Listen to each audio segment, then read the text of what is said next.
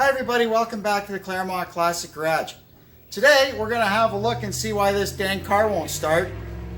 If you remember from the previous video, everything was going fine at practice day at the racetrack on Saturday till all of a sudden it decided it didn't want to start anymore. So we'll get it in here and go over things and see what we find. We've got the trailer on the back of the Kubota, so we've used the 3-point hitch to lift the front of it up, so hopefully the car will just roll on into the garage. It's got blocks underneath the back of it so that when the weight gets on there, the trailer doesn't go like this. Anyway, let's see how this goes. Let the machines do the work.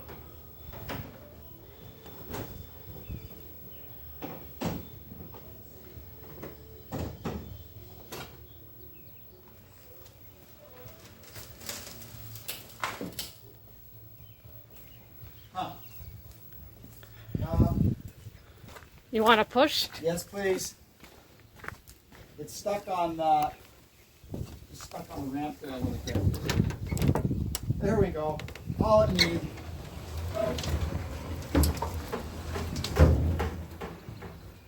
And we're in. Okay. All right. Well, we got it all set in here. First thing we're going to do is pull the hood off. It just makes it so much easier to work under there when you haven't got a prop rod in your way and hitting your head and whatnot. And it doesn't weigh anything. It's not really much of a hood. Hey, we'll just put it up here.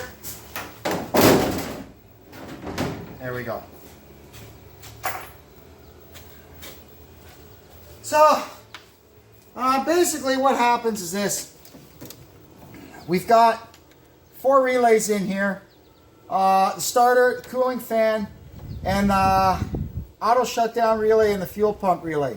Or maybe I've got those backwards. But anyway, what you need to happen for the engine to start is you put the ignition on.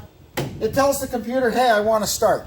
The computer says, okay, I don't see anything happening, so I'm not going to turn on the fuel or the spark. So what happens when you hit the starter and the engine starts cranking over, the crank sensor tells the computer, hey, I'm turning now, and the computer says, good. And it turns on, it closes the contacts in the auto shutdown relay, which in turn closes the contacts in the fuel pump relay and sends power to the coil and the injectors, and the car should start. So what I found out from checking around here is I could flip the ignition on and the fuel pump goes bzz. So I know that at least the fuel pump side of the equation is good. So the computer is telling it, yeah, gives it that first little shot to pressurize the injectors before it starts cranking. And then after that, the auto shutdown relay is not picking up for some reason. So my guess is something to do with the crankshaft sensor. Either the wiring has rubbed through on a sharp edge and cut a wire or shorted a wire, or sometimes the heat from the header actually melts the harness. It runs along the back of the engine block and the wires get all shorted together.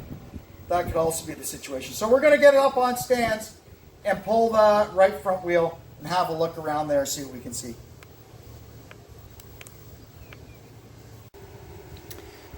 Well, I'll show you what I found.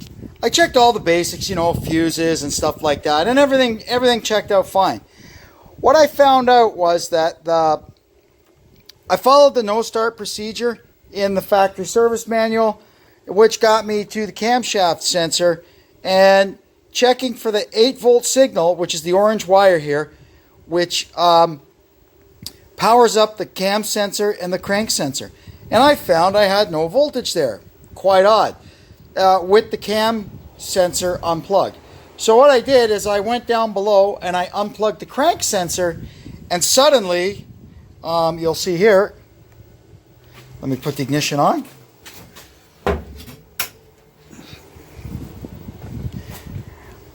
And now,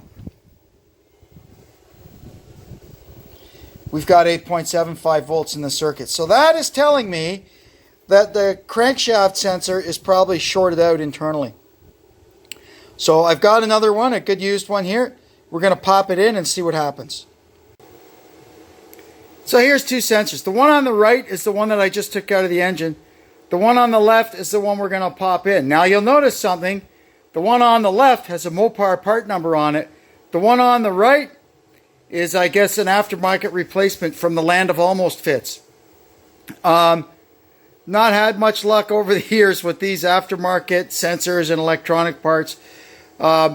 Before I completely condemn it, we're going to plug the Mopar one into the harness and see if we have our 8-volt signal there. Let's check it out. So let's see. I've got the replacement crank sensor plugged in and the ignition on. Let's see if we got our 8-volt signal here.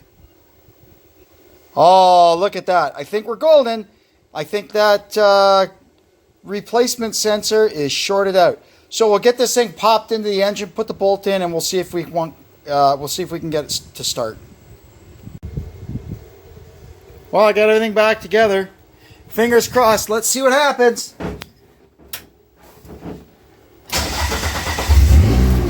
All right. She's alive.